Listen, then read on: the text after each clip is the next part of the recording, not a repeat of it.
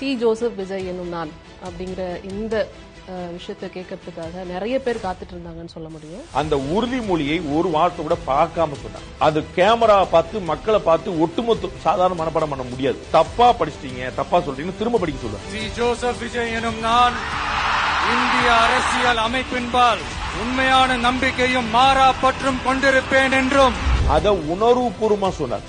அது முக்கியமானது. நான் ஆண்டன் மீது உறுதி ஏற்கிறேன். அது பிராமிசிங்கா சொன்னார். விருப்பு வெறுப்பை விலக்கி பலதரப்பட்ட மக்கள் அனைவருக்கும் நேர்மையானதை செய்வேன் என்றும் ஆண்டவன் மீது ஆணையிட்டு உறுதிமொழிகிறேன். கையெழுத்து போடும்போது உட்கார்ந்து கையெழுத்து போட எழுந்தது.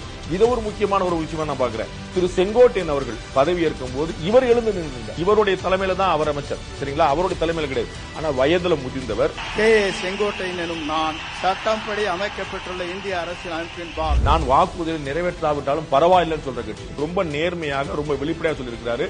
எனக்கு கொஞ்சம் அவகாசம் கொடுங்க, எனக்கு கொஞ்சம் ஒத்துழைப்பு கொடுங்க, நான் பொருளாதார நிலைமை அதுதான் சரின்ற. கஜானாவை சுத்தமா தொடச்சி வலிச்சு வச்சுட்டு போயிருக்கிறப்போ, தூக்க முடியாத சுமையை ஏத்தி வச்சுட்டு போயிருக்கிறப்போ, அதே நேரத்துல எனக்கு கொஞ்சம் அவகாசமும் நீங்க கொடுக்கணும்னு நான் ரிக்வெஸ்ட் பண்ணிக்கிறேன்.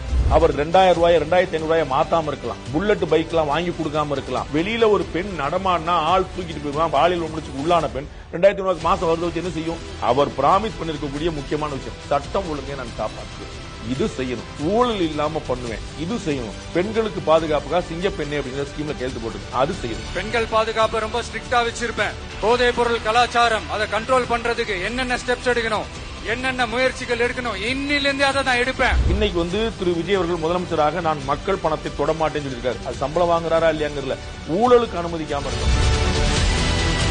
விஜய் அவர்கள் முதலமைச்சராக பதவியேற்றது ஊடகங்களுடைய சப்போர்ட்டோட இல்ல, ஊடகங்களுடைய சப்போர்ட்ல இல்ல, கூட்டணி சப்போர்ட்டோட இல்ல, பழைய கட்சியோட சப்போர்ட் இல்ல. அப்ப யார் சப்போர்ட் பண்ணாங்க தெரிஞ்சிடும். காமன் மேன், சாமானிய மனிதன் சப்போர்ட் பண்ணிருக்கான். அவன் தொடர்ந்து சப்போர்ட் பண்ணுவான் எப்ப நீங்க தொந்தரவு பண்ணாம இருந்தா. இதுல தாண்டி இப்போ ஒரு சர்ச்சையை இது வேணும்னே கிளம்பப்பட்டதா இல்ல எப்படின்னு எடுத்துக்கலாம். வந்தே மாதரம் பாடல் பாடினதை ஒரு சர்ச்சையா கிரியேட் பண்ணிருக்காங்க. வந்தே மாதரம் முதல் தேசிய கீதத்திற்கு இணையான மரியாதை தேசிய பாடலாக அறிவிக்கப்பட்டிருக்கக்கூடிய வந்தே மாதத்துக்கு வேணும்னு இப்பதான் மத்திய அரசு சொல்லி, அதற்கு பிறகு நடக்கக்கூடிய முக்கியமான பங்கன் இப்ப முதலமைச்சருடைய பதவியேற்பு தான். அதனால கொண்டு வந்திருக்காங்க. நீங்க திரு ஸ்டாலின் அவர்கள் பதவி எடுத்து போட்டு காட்டுங்க. இந்தியாவுக்குள்ளதான தமிழ்நாடு வந்தே மாதரம் என்ன சொல்லுது? எல்லாம் ஒட்டுமொத்தமா எல்லாமே என்னுடைய தாயின் சொல்லுது.